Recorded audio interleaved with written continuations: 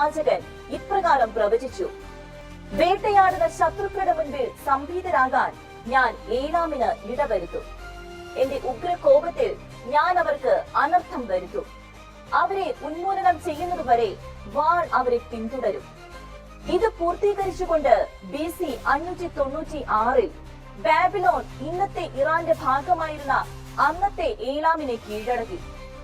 Daniel 8 പ്രവചനം പൂർത്തീകരിച്ചുകൊണ്ട് BC 331 Alexander the great Persia എന്ന സാമ്രാജ്യ ശക്തിയെ തകർത്തെറിഞ്ഞു. ഇനി ഇപ്പോഴത്തെ സാഹചര്യങ്ങളിലേക്ക് വരാം. സങ്കീർത്തനങ്ങൾ 83:4 പറയുന്നത് പോലെ, വരുവിൻ, ഈ ജനത മുഴുവനെയും നമുക്ക് തുടച്ചു മാറ്റാം.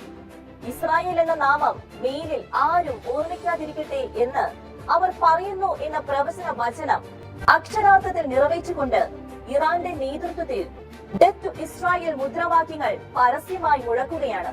എന്നാൽ ഇങ്ങനൊരു യുദ്ധം ഉണ്ടായാൽ അത് കർത്താവിന്റെ പ്രത്യാഗമനത്തിനുള്ള മുന്നറിയിപ്പ് കാഹളം കൂടിയാണ് എന്നതാണ് ഏറെ പ്രാധാന്യം അർഹിക്കുന്ന കാര്യം.